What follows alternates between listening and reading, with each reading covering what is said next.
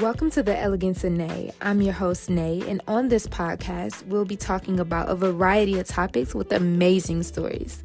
Let's get into it, shall we?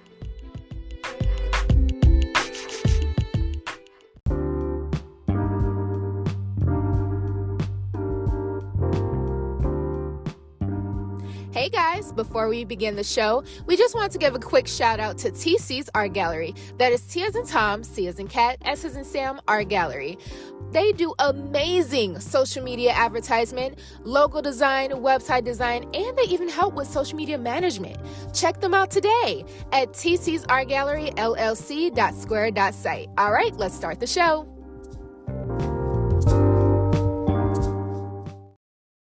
Welcome back to the Elegance of Nae podcast. I'm your host, Nae, and we have the lovely Shammah in the building. How you doing? What's up, y'all? What's up? Yeah, how you doing today? I'm great.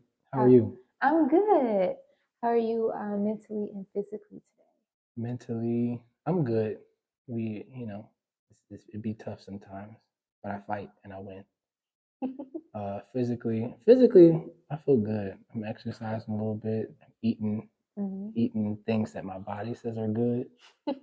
Shopping at Joe Randazzo's. So don't think you can talk to me any kind of way. It's not gonna fly. But yeah, I'm good. That's good. I'm good. What about you? I've been good, mentally good. Just been trying to get this equipment together. Okay. But besides that, physically been doing good too. Try to bike ride every morning or every other morning. Good stuff. Eating good, so just gotta get back to trying to eat 3 times.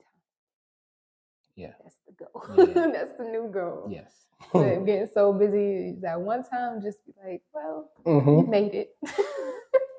So yeah. So let's get into it. So how were you growing up as a kid? Like, where did you grow up?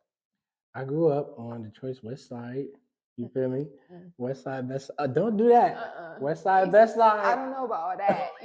East Side for me all day. You feel me? Even though I did a little time on West, but it's just a little time on West. You feel me? Well, I'd like to go on record and say I've never done any time on the East Side. Well, not that type of time that y'all thinking. But no, that's funny. But no beef though. It's all Detroit. It's all I love good. my city. Yeah, it's all love. Detroit all day. Okay, so how were you growing up though? I was different. I'm different now, but I was different. In what way? So I feel like I was okay. I'm gonna say this. I'm getting back to this, but I feel like I was a lot more audacious. I was a lot more bold growing up. Making bold moves. Yeah, But now I have a filter, and I can't turn it off. I be wanting to sometimes, but the Lord said no. Like, settle down, my child. And my only thing about that is like you pair, speaking out and being bold with some wisdom, and you good. You know what I'm saying? I don't think either side is the right side to be on. Or no, I'm saying that wrong. You shouldn't be too far either side, whether you are real bold or like real reserved. You gotta find a middle ground, because there's gonna be times where you gotta speak up. Yeah, you gotta speak up for yourself. Don't let nobody walk over you. You feel me? And so, but I grew up surrounded by family. Like it was the greatest thing ever. First of all, my family, there's 6 siblings. So it's my parents and then 6 of us, and I'm the second to youngest. So you can imagine. Full house. Yeah, and you can imagine why I would have to speak up and make my voice heard. Right, especially as the youngest. So, but yeah, family, surrounded by love. Like the house that I was born in, it was a duplex. One side we had my mom, dad, and then the 6 of us. And then on the other side of the duplex, it was my aunt, my cousins, and then my grandma and grandpa. Okay. So always around family. Yeah. Without a doubt. Yeah. So if your parents wasn't home, you still was being watched. We said we're good. We're good over here. So, but yeah, there was that. I grew up in church, so that was another family. Let's see. When we moved from that house, it was just my family. Our immediate family, and but our house became the house for the block. Like all the kids like came to our house. Like we had a close friends across the street. Like James and Leah, it was our nigga, you know. And then like you get to the corner, you got Christian and Taylor. Like it was great. You go a little further down, you got like some of the other kids. It was a lot. I can imagine though. Everybody coming because they all got a full house. Summers were so lit. Yeah, I bet. Probably the fullest house on the block. Man. But see, we had to stay outside.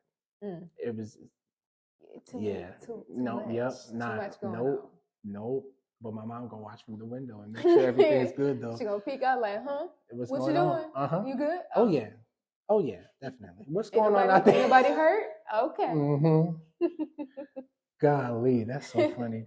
But yeah, so surrounded by love, surrounded by family, surrounded by fun. It was a really good time. And it was funny because our parents were like really strict. Like, you know, some stuff I think about, I'd be like, I was doing a little too much.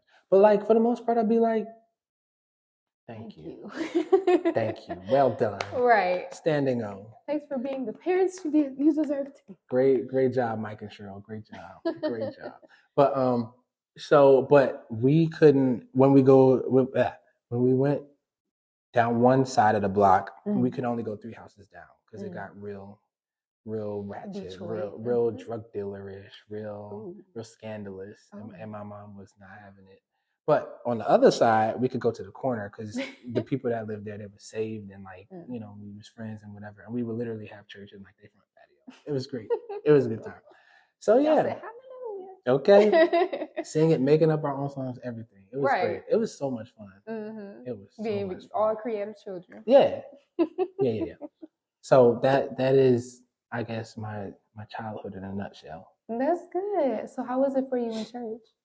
Church was so much fun. Now, actually, no, there was nothing not fun about church. Sometimes. Let's get into it. So, okay, so I go to Straight Gate, right? And my bishop, he's real old school. He's anointed man of God, just great.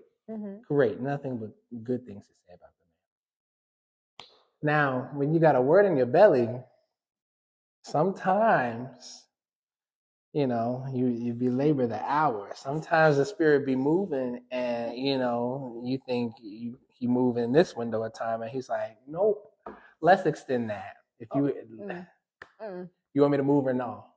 Okay. Yeah. And so literally some Sundays we would be in church until 4:00 and we start at 10. So Black people church, I feel you. We not in no time frame. Literally, we in time existence. We just gonna always pray. And we had children's church too, right? And so we would be back there just waiting. What is going on? What's happening? Like, are they it's okay? 4:00. The staff like, do we gotta give them another snack because it's like we run out of food back here, y'all. Are y'all good up there? You know what's going on? What's going on? Riddle me something. Like, tell me what's going on. Hello? So, but church was a lot of fun. Children's church was really great. I was really active in children's church. I was the kid who was like, I know the answers. Okay? Like, okay. I listen. Pick me to read. Like pick me. I got the answers. The definition of pick me now. Okay. Like, I got your answers. We used to. It was so well done too. Like everything was so well done. Like children's church, we had our day laid out. We had praise and worship. We had the lesson. We had snack. We had games. We had Spanish. We had sign language. Not y'all learning languages in church. All right. Y'all better come. Like we had it together. Do you hear me? Together. And so, of course, it was just fun. Like I made a lot of friends and like it was just a good time. You seem like you would make a lot of friends. You seem like a very social butterfly. You know, it got weird because, like I said, I'm low-key a weirdo. Not the weirdo that you need. No. Listen, not the kind of weirdo that you need to like, that you side eye when I come around. Not the type of weirdo that you need to. Yeah, I'm not. Yeah, no, not that. I'm not the kind of weirdo that you need to warn your friends about. Okay, I'm not the kind of weirdo that you need to tell your homegirls, hey, Don't like, go out watch with out for him. Shammah. Don't find yourself alone. I'm not that kind of weirdo. Okay. I'm not. I'm the kind of weirdo where it's like, what planet are you on right now? Like, what do you? And so the weird thing for me was learning how much do I give people? You know, like staying genuine, always being myself. That's never going to change. But how? Not even how much time, but how much of my personality and my you know, to give people. Because I don't need you looking at me funny. Right. If I feel like you can't handle my weirdness, I'm gonna love you, you know, and I'm gonna love you. You know, from a distance. Because I can't have you that close to me, and you got me feeling some type of way about who I am. And you can't be your genuine self. I'm not doing that. Yeah, I feel that. So, that plays a role into all types of stages in your life. Yeah. And honestly, that was something that was ongoing for me. So I am really social. Like I am really like, hey, I'm not the type to like initiate conversation. I don't do that. I don't walk up to the strangers and just say, no, y'all gotta approach me. You know, if we in the same space, maybe if you ask me a random question about something and I get to talking, cool. But like, I'm not. Hi, I'm Shammah. Want to be my friend? I don't know. He like, no, I ain't that friendly, but I'm friendly. Okay. So how was it for you growing up in school, like elementary up until like middle school? God, okay. School was, I was about to lie straight through my teeth and say school was fun. Tell the truth now. Tell the truth. Okay, I was a really smart had fun moments. I had fun moments. I had some really good time. Oh God, but that's really funny. Yeah, I was a smart kid, and I accredit that to just being second youngest. Like I have 4 older brothers, so like stuff that they were learning, like when they was coming home, I was learning it too. Or if they just felt moved to, show off what they know, like I'm here. I know how to write in cursive. Bet, teach me. This is how to write my name. Great. In first grade, writing my name in cursive on the paper, and my teacher's like, what's going on? Who is this kid? What is happening? Am I supposed to be the teacher? Is he teaching me? You feel me? What are we doing? So, but yeah. Now I'll say this: kindergarten was great. Kindergarten, I was real chill. My first prime example here: the first friend I made in kindergarten, we became friends because I told him his breath stank. Now here's the story, right? It's first day of kindergarten, right? I mean, little kids are the most bluntest children ever. They will tell you to your face, "You don't look good today." Like not the right hair choice. Yeah. So but I didn't put too much on it. Well, I may have put a little. Your breath stank. Because here's the thing: first day of kindergarten, we get our assigned seats. You sit here, you sit there. He comes in, loud, proud, friendly, nice guy, nice fellow, but just a little too close. Oh, just a little too close. So clearly close enough if you say. So you need to know. You need to know. If you're gonna be this close, let me help you. Your breath is Bruce Lee in me right now, and I can't have that. So, but he was real cool about it. Like I said, he was like, "Cool, let's be friends." I said, "Okay." But so kindergarten, I was really chill. I was just smart. I don't know why, but this one kid used to bully me. Anyway, we always had those one kids. And then first grade, I was a wild one. And I'm not gonna say I don't know what happened. I'm saying that's another story for another day. Okay. But I was a wild one in first grade, and so, but we got it together. Yeah. You got to heal your body. No, but I got it together. Low key, first grade was when I got saved, and I remember it because it was New Year's Eve, 1999. All right now. And so, I didn't care enough about this particular thing, but everybody thought the world was going to end. You don't know? Oh God. We'll get into that. But the real brief of it is basically people literally thought the world was going to end, like changing over from 1999 to the year 2000. Oh, yeah. Yeah, Y2K. Oh, that makes Y2K, sense. look it up. That makes sense. But so, like I said, I'm 6. It's neither here nor there. I truly believe that I have my whole life ahead of me, and here we are.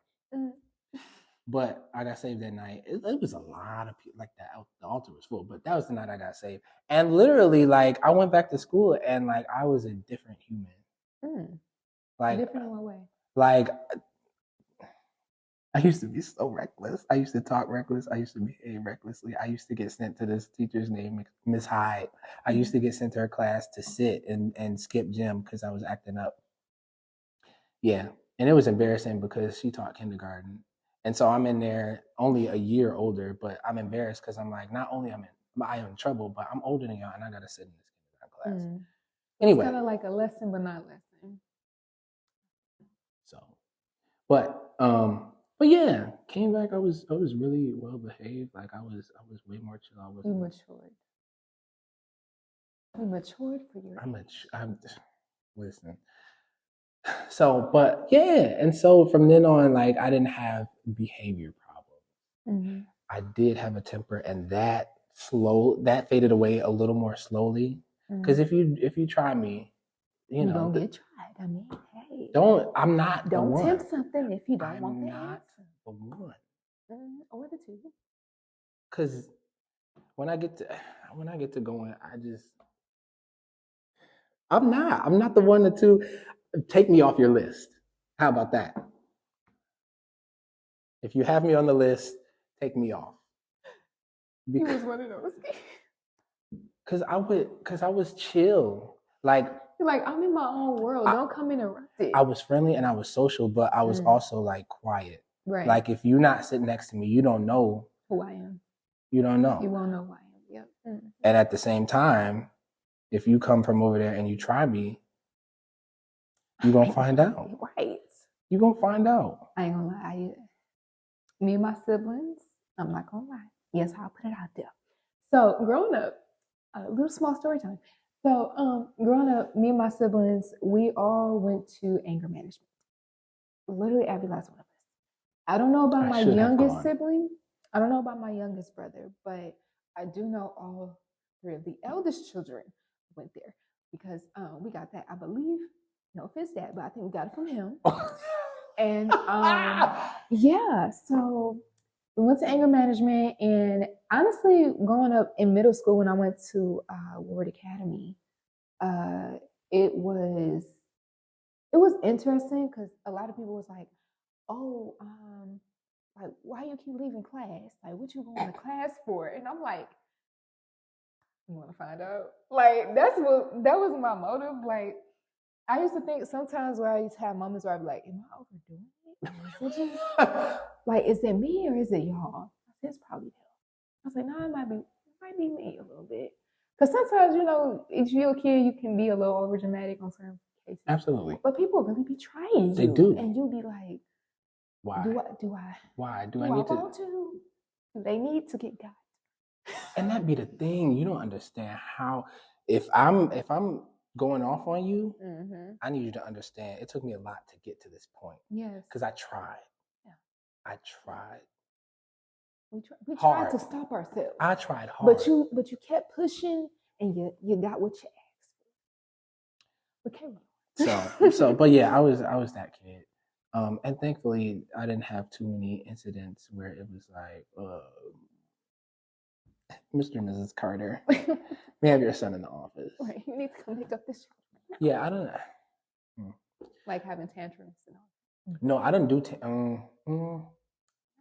I didn't do. I say my tantrums were saved for at home. Good. You said if I'm out in public, it was literally just if you mess with the bull, you get the horns. That's what we do in public. I have enough decorum and home training, to know your parents we don't do that outside. Yeah, we don't cut up. At home, I make no promises. In public, I got you. You want the one or the two? Which one? But yeah, so I was that kid. Mm-hmm. I was that kid. Yeah. So, but after halfway through first grade, gave my life to Christ, and you know, behavior problems were not a thing. I was talkative because you know, if you hand out papers and you know, I'm finishing before everybody else. I mean, I'm gonna talk. I'm gonna do something. I'm bored. We got to fill the time. Like, what we doing? You know.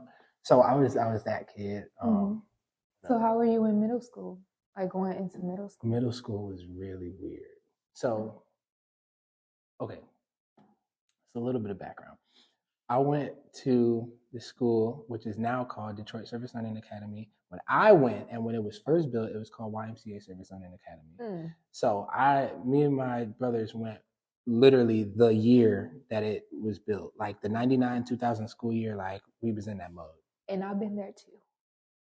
That's wild. I went there too. That's wild. And that's why I said I got my little piece of West Side. Literally. Oh God. Well, because growing up, me and my dad used to stay on the West Side. He used to stay on Cooley, and it was me and my older brother, and then my youngest brother came, and then his sister came. So we all was up in there. We defended ourselves. I'll get into that after. But yeah, so that's the school I went to, and I went there from first grade to sixth grade. Right after sixth grade counts as middle school. So I was cool. Like I've been at this school this whole time. I'm cool. I know people. You pretty much grew up there. I'm in my group. You know what I'm saying? So I'm cool. We move.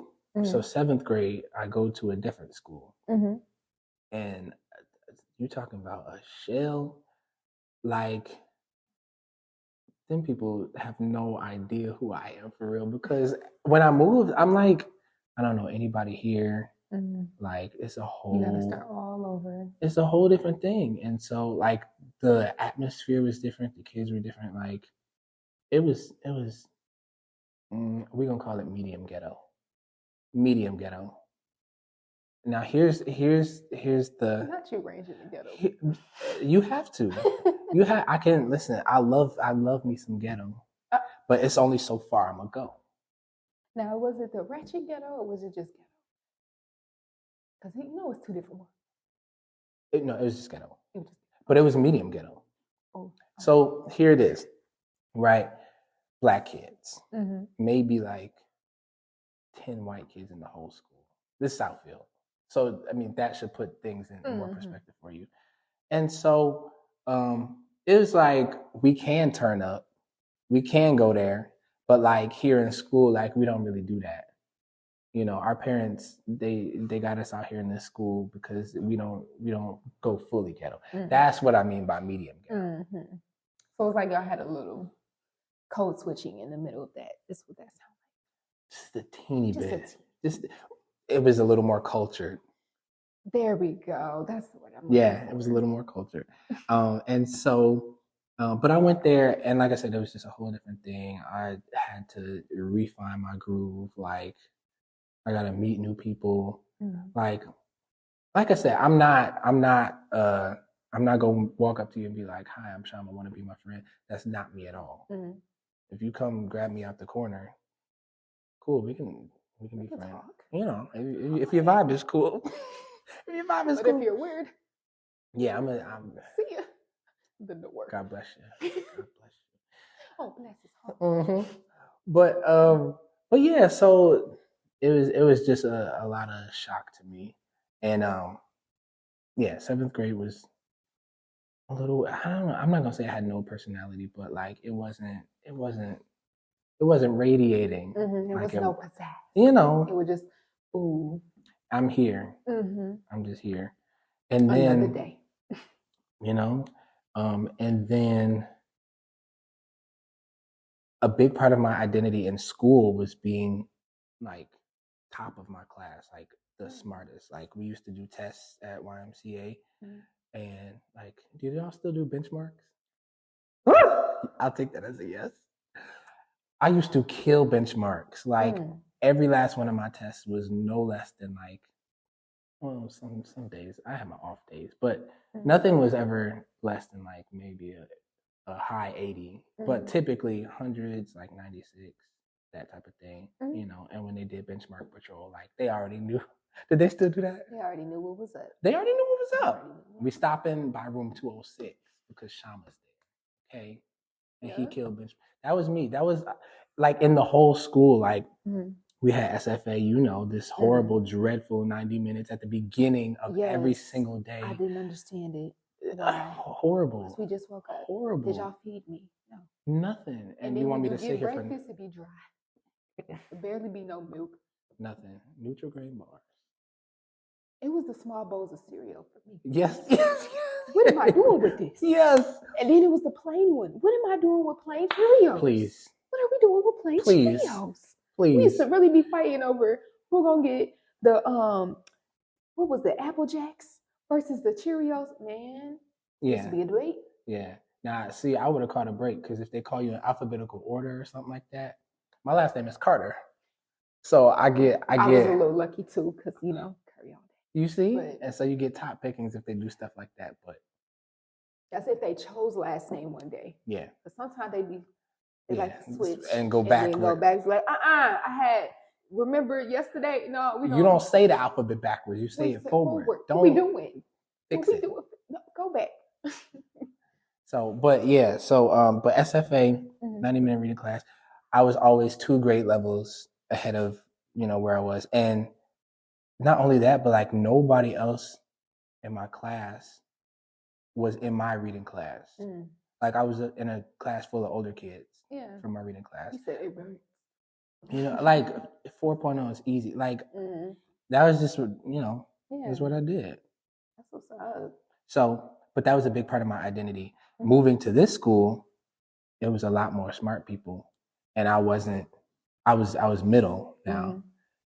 And so it's like, not only do I not know anybody, but like I don't even have my safe space, which is like being smart. Yeah. And it's not that I was just. So it's like more of a challenge for you. Yeah, and it's not like my smarts just turned off. It was like, this is a little more regular. We're moving higher as a unit. Right. We're not with the basic class no more. We with the intelligence. And I had my moments. Like math is my thing, right? So I got put in the regular math class, and then after like maybe a couple. Oh God, I just thought about this. I'll tell you the story in a second. But I got put in the regular math class after a couple of weeks. The teacher was like, "You don't belong in this class. Like, we need to put you in IS math." And so I was like, "But I don't want to do that." And that was just me being like, I've had enough change. I've had enough shock to my system. Down. Like, you want to move me again? Right. Like, can I stay here?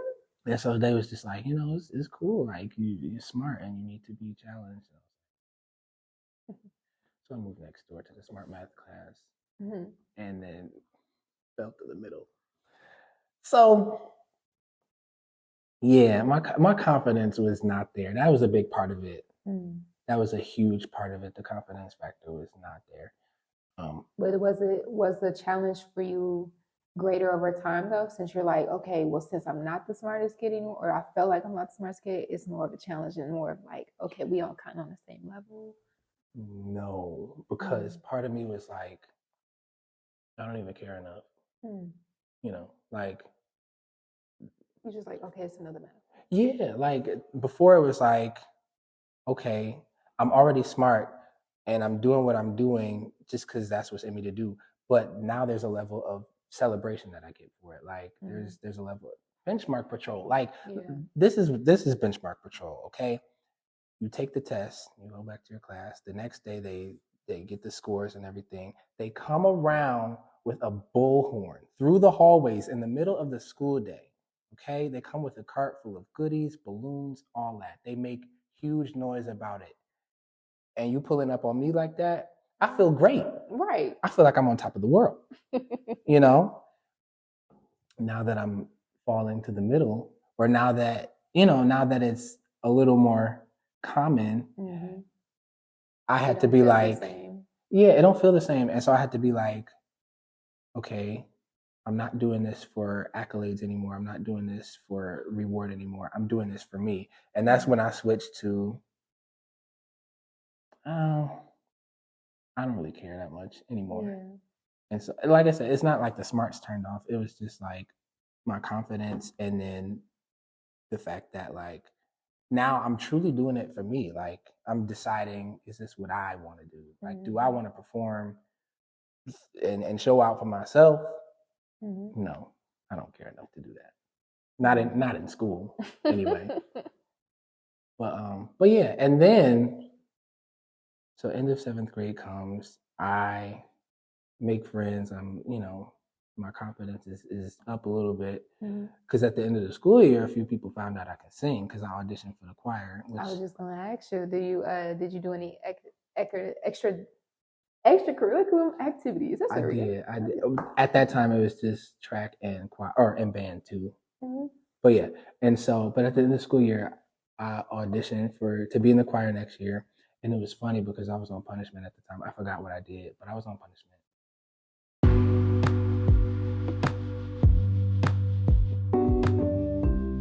Hey guys, it's shout out break time. We want to take a quick little break to show our love and support to our lovely Shammah with Guard Your Heart. The flow of your heart controls the flow of your life. Proverbs 4:23. And if you check out his website, it has some really dope merch on there with the hoodies, t-shirts, hats, and more.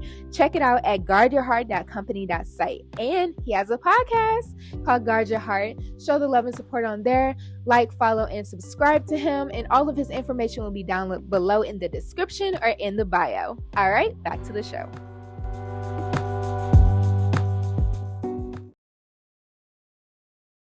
So at the end of 7th grade, they found out I could sing because I went to audition for the choir for next year, right? The choir that year was all girls, whatever, cool. But audition for the choir, I was on punishment at the time. I forgot what I did. I forgot. I was about to say, give me the deeds. No, I truly I don't remember at all what I did. We gotta ask siblings next time. Maybe, but I don't think they would know either. I don't know. It's a blur. It's all a blur. I really don't remember. Anyway, but when I auditioned for the choir, I had to stay after school and do that.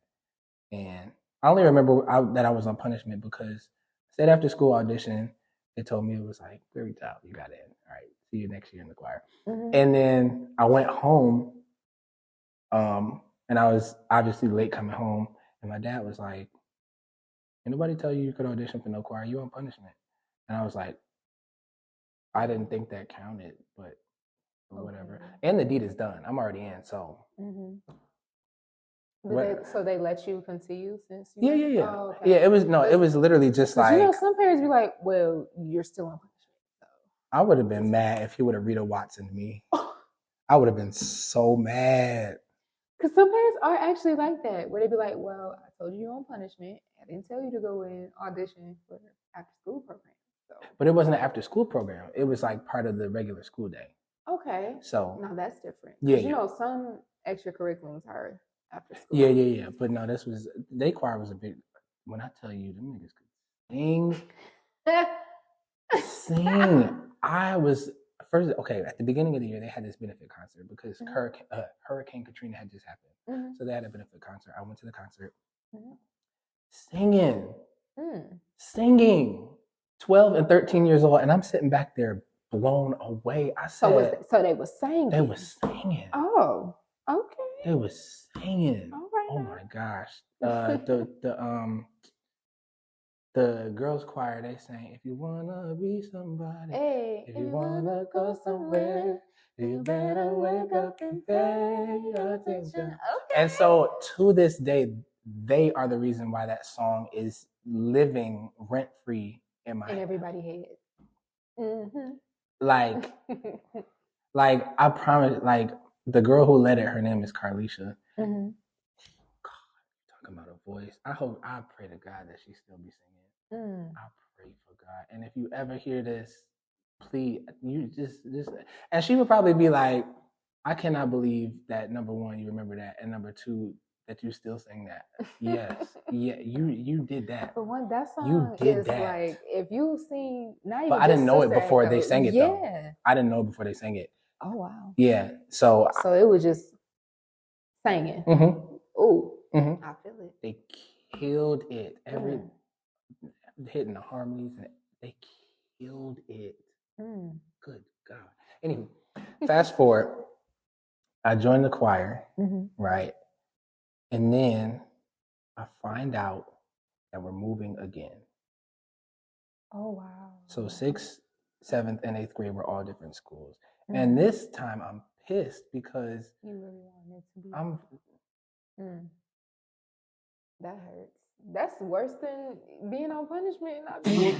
That is, because you know you're into it. Good. Now you're in it. You got the feel of it. You got the vibe of it, and now you got to move.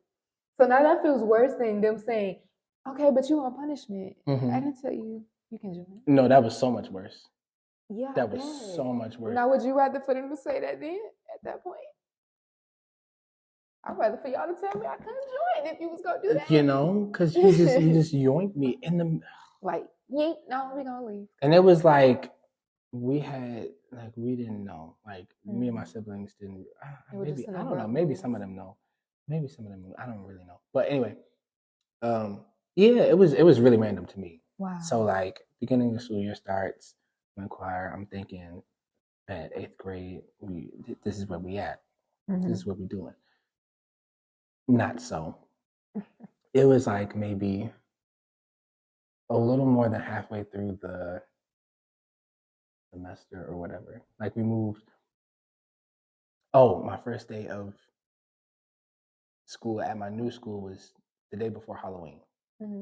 So from September, that's not that long, but it was long enough that we had practiced some songs. Yeah, I had earned myself a solo in one of the songs, and I'm ready to be gearing up for the concert. You know what I'm saying? But I won't turn my back again. Your Honor, I'll defend. So hurry home till then. Till then. That was my part. Okay. That was my part. That I was. The vocals. Thank you. But that was my part. That was my solo, and I was ready. I was so ready, and then it's like, we gone. We out of here. Wow. Now, I'll give it to my parents because they had the decency to put me in choir, going to this new school. You know what I'm saying? They had everything set, and they was like, because they're like, that was kind of messed up. You know, let me at least help you a little bit, so you can just go ahead through. But you still gotta get to know new people. You gotta find your part again. If you can get the part, and it's more into it. And what's worse, now this is just the choir part. I could have stomached the whole school year a lot easier if our choir was banging. It was not. It was not no woulda coulda shoulda. Not. It was woulda coulda shoulda. It was shouldn't, wouldn't, didn't. Because what are we doing here? Listen. I would have read them real. At my old school, they wasn't struggling with harmonies like this. Okay, you flat. You're not on your part. We didn't have that problem in my old school. Not you turning into the vocal coach. Oh my Lord! Right, like we ain't gotta. Nah, the teacher was great. The teacher was great. I loved her. She was really she helped me a lot. Like, my guess is that my parents, when they put me in choir, like they had probably an extended conversation with her. She was a middle-aged Black lady, church-going woman. Like, you know, Amen. So I already know how my parents are. And so, you know, when I came to class, she was expecting me. She was like, welcome, blah, blah, you know, whatever. But that didn't make up for the lack of the strength that they needed with them vocals. God, oh my God. But the songs wasn't slapping. They wasn't, it was just like, y'all could do better. A lot better. But anywho, so 8th grade, and no slight, but the differences are apparent. I'm not gonna say it the way I thought to say it. I moved from Southfield to Farmington Hills. Okay. Right. And so, yeah. So, but they choir wasn't doing it like how we was doing it over there, and it was just a lot. So like, again, meeting new people, all that stuff, and I think the confidence, it went up a little bit because I didn't care as much to meet new people So you just were there, but you were just like, okay, if I meet you, I meet you. Yeah. Yeah. I feel that. So being there as you so taking your vocals and music and going into it, did you continue that from 9th through 12th grade as well? Or okay. So how was it going into, were you in the same school? Did you change again? No, we didn't move again, thank God. But of course, you go from middle school to high school, right? So high school, 9th grade year, for whatever reason, it didn't line up where I could take band and choir. So 9th grade year, I did band. That was cool. That was a good change of pace because now. What instruments did you do? I play saxophone. All right, now they got the vocals and the wind. Listen, and I'm a little rusty, but I know what I'm doing, and I can make it look like I really know what I'm doing. That is funny, but it was a good change of pace because band was my first class of the day. So now I don't gotta wake up to let's get to work. Let's read. I get to wake up to music. Right. And then you play the sax. So you okay, wake up. Let's get into it. Now I'll say this about their band though. They was on point. They was on point. Okay. They was on point. I said. Now y'all better than choir. I like this. Oh, it's not even comparable. But they was killing. So so I did band 9th grade year, and then 10th grade through senior year I did choir. Okay. Did they get better by then?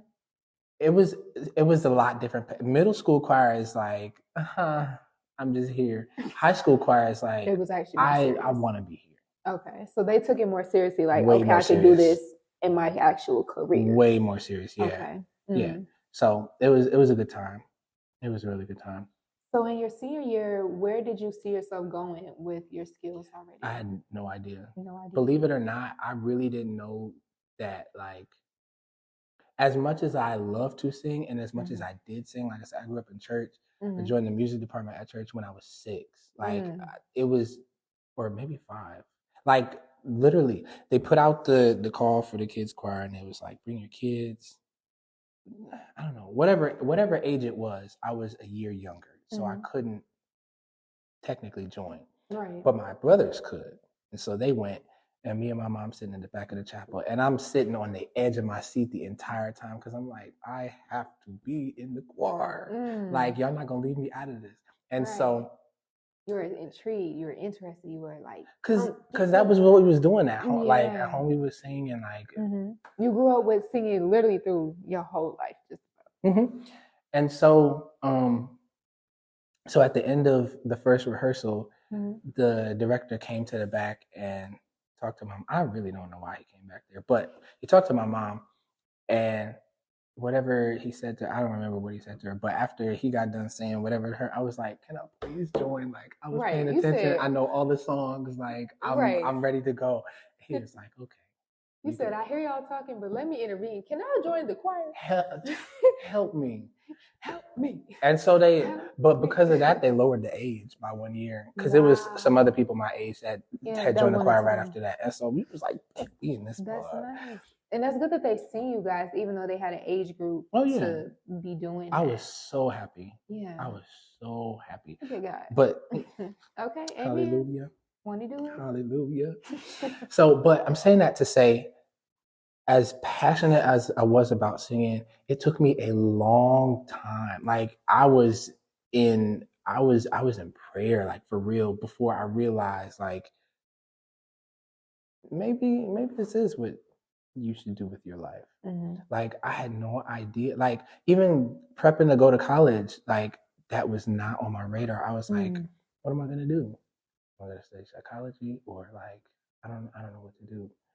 And literally it was just kind of like maybe a little bit of it hit me senior year, and I had so much fun. Like the choir was on point, like we was doing our thing. I did the musical that year, my senior year. We did Hairspray. It was lit. Okay, it was lit. It was a good time. All right, I was seaweed. So, but yeah, and so, but like I said, even with all that, it was just kind of like I have no idea what's about to happen when I go to college, what I'm about to do with my life. I really don't know. And so it took me it took me flunking out of college, right? I went to UD Mercy. Okay. And I went. What did you go for? Excuse me. My major was psychology. Okay. And it was cool. Psychology is really interesting. I love psychology. It's lit. It's a good time. Especially when you got the best instructor. I'd be reading people like a mug. I'd be like, okay. I do the same thing. Like I literally do. That's how I be like. I be reading energy, vibes, body language. I be like, okay. All that. Should be great. Listen, between psychology and the Holy Ghost, you can't get nothing past me. Okay. Because I'd be like, oh, I see you. Right. I see you from a distance. Listen. But but yeah, psychology was my declared major. Because I was like, they don't even have a music program. That's when I started to be like, well, let me see. Mm-hmm. But they didn't have a music program. Mm-hmm. I went to UD Mercy on a track scholarship. That was a good time for me. Now, high school track. I know how to dust y'all. Why you playing? Okay, now that was something where I was like, this is my thing. Like I'm at home on the track. So he had the wins and the speed, y'all. You feel me? It was so much like that was my bread and first of all, spring is my favorite season. My birthday's in the spring. Okay. And then after coming out of snowy, cold, dark winters, we get our nice little back color scene. You know, the sun sets a little later, all that. And so I used to be, oh my God, I used to light up. I used to be a flower in bloom in the spring because I would come out the house. I wouldn't have to wear a coat. Mm-hmm. You get just some a of that jacket, you know. You get some of that crisp spring air. Yeah, but we got Michigan weather, so it's bipolar. You know. But I was cool. I said once spring is here, once that first day it's hit, just here. Okay, we here. Whatever. Right. So, college. Yes, did not have a music program. Oh, I went on the track scholarship, right? Because you know I did my thing in high school. You know what I'm saying? I ended up. It was a lot of fun. I ended up going to like the state track meet and competing there. And so you know they were one of the schools that were looking at me, and they hit me up. They was like, "We want to give you a scholarship to come to our school." I was like, "Bet." First of all, I really didn't know what I was going to do after high school anyway. So like, it kind of fit for you. Yeah. It kind of gave you an answer without giving you an answer. Yeah. Now, what I did not know is that if you compete in college athletics, you have to register with the NCAA clearinghouse. You have to, like, in order for them to recognize, okay, you're a college athlete. Cool. And you have to do it if you want to receive scholarship money. Wow. I did not find out that information until the day that I got on campus. My coach was like, you haven't registered with the NCAA clearinghouse yet. You have to do that before you can run on a team with us. What he didn't say when he said that was that it was too late for them to give me my scholarship. Oh, wow. So I go to college. I do what I'm supposed to do. I still run track because, you know, might as well have some fun while I'm there. We traveled a little bit. It was cool. It was great. But I got to take out loans. Up here, I got to take out loans when I was supposed to have a scholarship. I can't buy books because I don't have money because I had to take out loans and I don't have a scholarship. Right. Y'all they don't even do you up on debt instantly. Wow. Oh God. And that's so crazy. Yeah, it was a wild time. And I wanted to study music, and y'all don't have none of that. Y'all don't have none of that. Not even extracurriculars. None of that. And so, but saying all this to say, it took me flunking out of college my first year to really stop. And like I said, I was in prayer about it too, because back then I had the mindset of, okay, I have to find something to do for the rest of my life. And after I flunked out, I was just really like distraught because one, like that take a lot. That's a big deal. Yeah. I go from 4.0s at the beginning of my school career to like literally flunking out of college. Like how? Yeah. But I'll tell you how. And I'm not even going to blame all the surrounding circumstances. It was for me the simple fact that I would look at the work that I was doing and I would be like, I don't want to do this. You just was pretty much out of it. You didn't. And I feel like with you even explaining like high school for you and going into college, you were already feeling that so naturally to where you just like it didn't even faze you by the time you got to college. And there's more to that, obviously, but again, another story for another time. But yeah, but it was kind of like, and even on a systematic level, I said, the way y'all running this is stupid. Like, first of all, I come here and I declare that my major is psychology. Why am I in calculus? Calculus. And calculus ain't no joke. Calculus. No, I'm sorry. At the time I was in pre-calc, but I did make my way up to calculus, and that was a little badge for me. Yeah. That was a badge for me. That was one thing I was like. That's one of like the hardest math. I think it's probably one math class above calculus, and I don't even know what that is. I don't it's even know. Probably I ain't never heard of it before. Something like that. I ain't never heard of it before. That's really, but yeah. So that was a badge for me. But systematically, I was like, this is stupid. Like, I already got to take out loans. Like what? Like, what are we doing? Why am I in this high level? As a psychology major, if you get to anything past like trig or anything, you should be like done with your math requirement. At that point. I'm taking world religion. Honestly, I mean, like, certain classes that they have you take for a major that you don't even make sense to your major. Why? Highly irrelevant. You're scamming. Yeah. You're scamming. You're stealing people's money. You're just giving somebody extra classes that for credit. We want you to be a well-rounded student. What if I don't want that? What if I just want to get in and get out? What if you just stressed me out? And then what if I failed that class just because you gave me a class I didn't need? You wildin', bro. And then you just took my credits and my time. You wildin' and my money. Oh, okay. So how did you take singing into your adulthood? Like you as being in a more professionally, like more like taking it on? So I've been at the same church my whole life. So of course I got, plenty of opportunities to sing at church. And then like I would enter talent shows and stuff like that. And, I really could not help myself.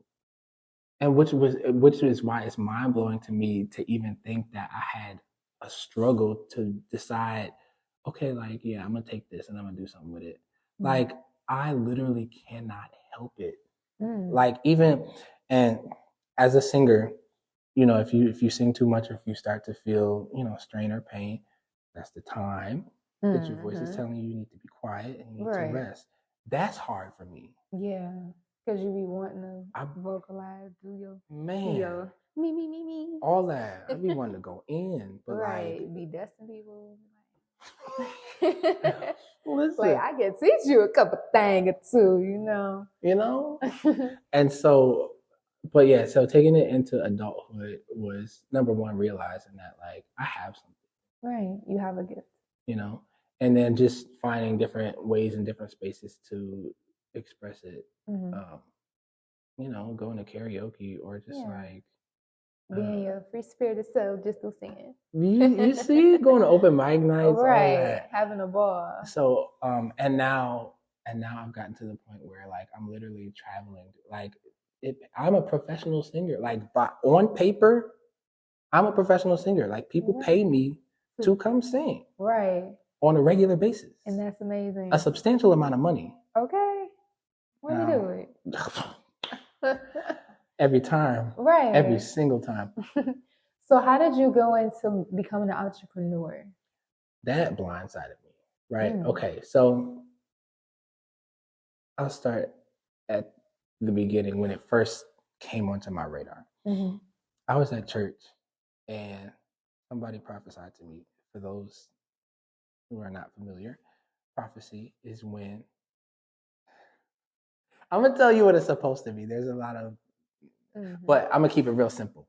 Prophecy is when the person talking to you hears something or sees something inspired by the Spirit of God about you or your situation or what have you, and they tell you, I hear the Lord saying this, blah, blah, blah, right?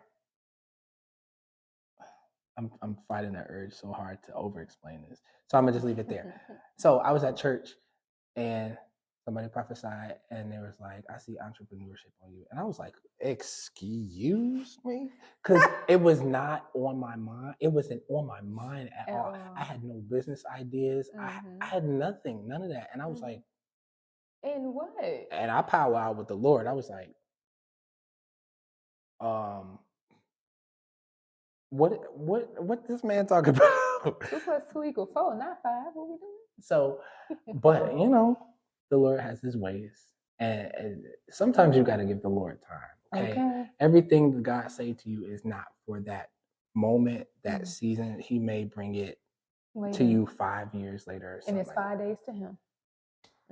So fast forward to the beginning of the pandemic, and it started out as God was talking to me about just heart issues that I was having. Like I was struggling just a little bit with forgiveness towards people who had done certain things that I had legitimate reason to be upset about because they could have easily handled it better. But that's neither here nor there. Forgiveness is an ongoing process. And it's hard. And so, but the whole thing, it is hard. Yeah. It is hard because you be feeling so justified. You be like, no, the that was wrong. Lord be really hope. Continue. We don't get into it. I'm telling you. So, God's whole thing with me was like, for where I'm taking you, for what I have for you, for the things that you prayed and asked me for, this kind of stuff can't be in your heart. So I want to let's deal with clear this. It up. Let's cleanse it.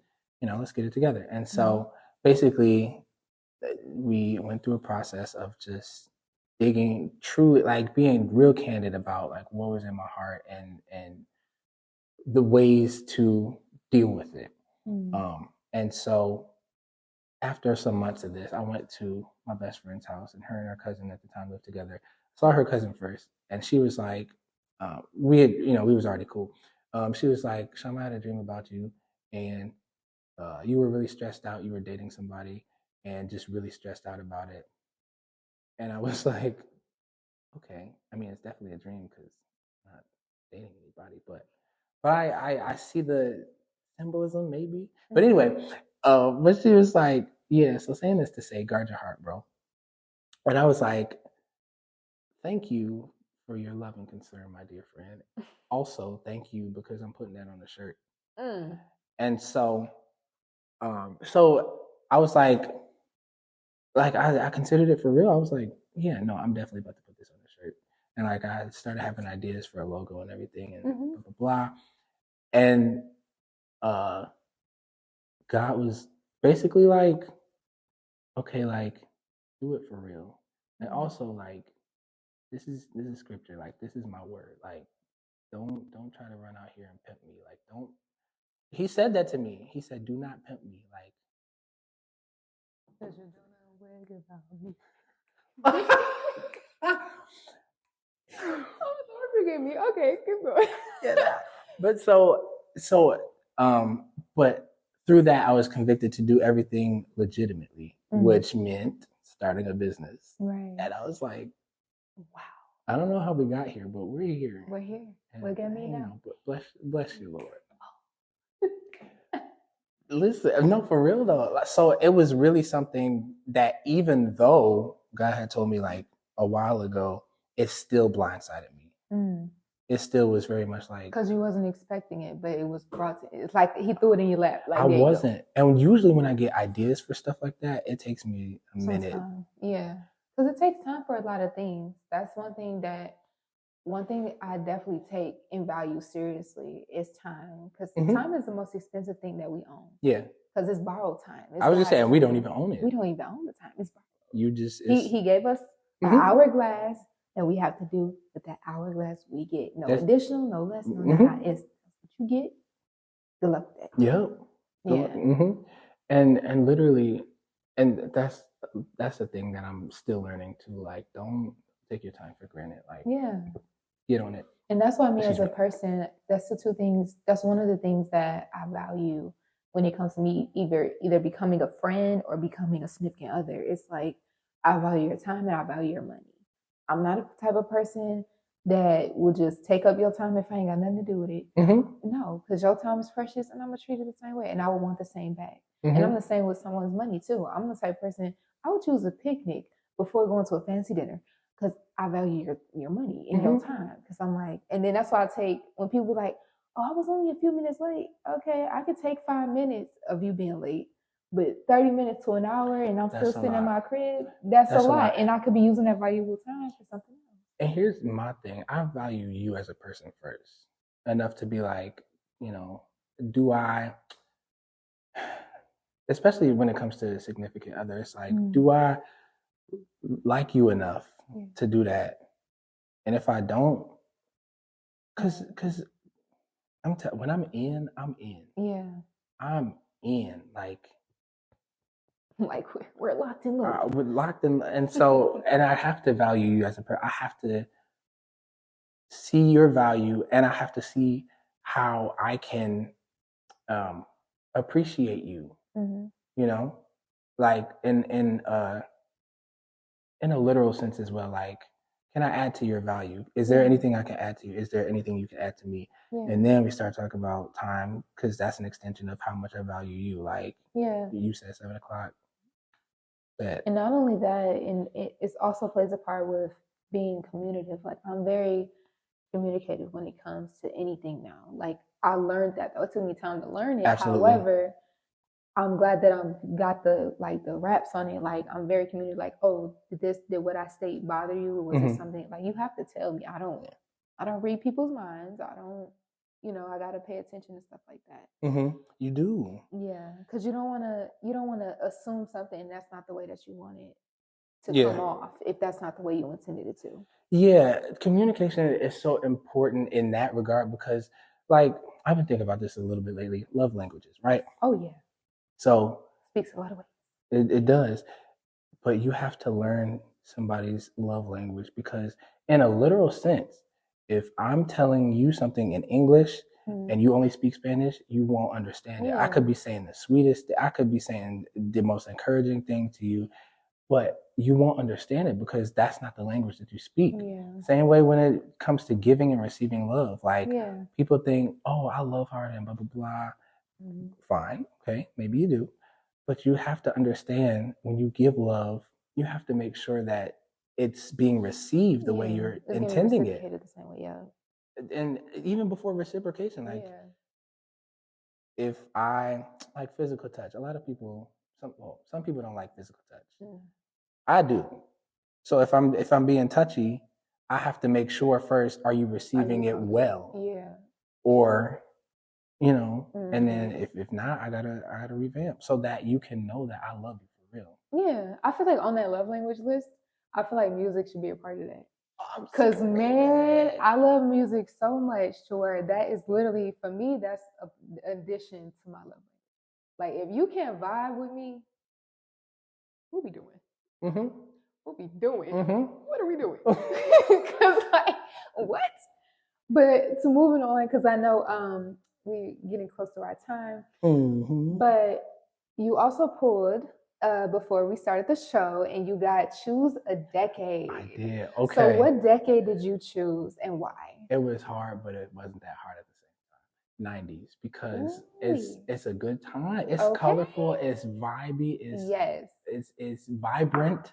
Gas was 99 cents and less. Man, wages, the world was so much more livable on a financial level.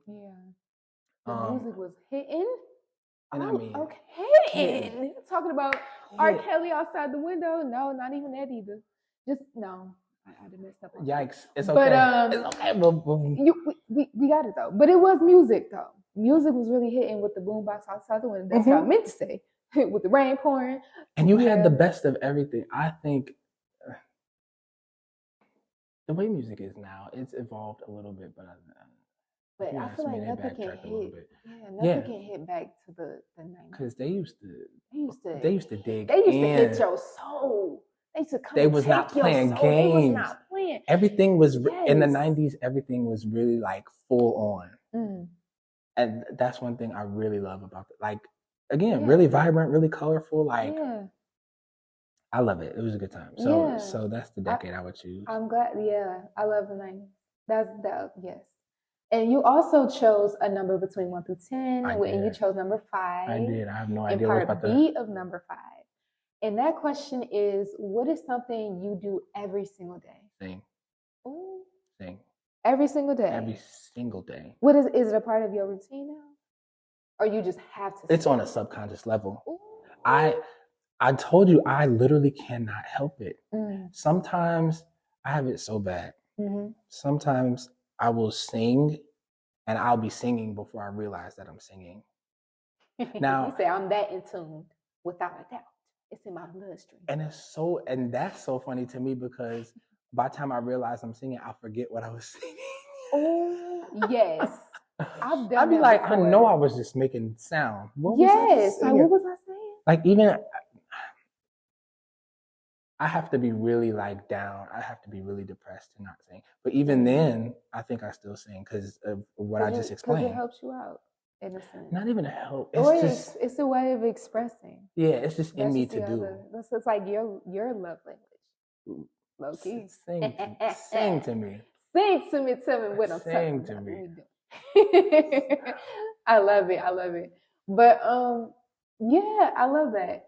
I feel like with that, everybody communicates in different ways, especially if something that you're passionate about. And then that's the same for me. As soon as I hear a beat, if someone made a beat and I hear, I'll be like, okay, let me hear it again. And then I sing and I'll be like, I don't know what I just said. And if it wasn't recorded, I can't sing it again. I hate it. I really do. I really hate it. It is so bad. But are we doing a part 2? Let's, because we got to dig a little deeper. I was gonna say we had to skate over so many things. Oh my goodness! But yeah, I'm ready. I'm ready to do part 2. Okay. Yeah. So for those that are listening, we'll be doing a part 2, and our part 2 will be on our lovely Patreon and for our subscribers. So make sure you stay tuned. And thanks again for coming, Mr. Carter. Thank you for having me. This was a good time. Thank you. Is there anything you would like to say before we close? Guard your heart, people. Yes. I love y'all. All right. And all of his information will be down below in the description or in our bio. Stay tuned for much more. See ya.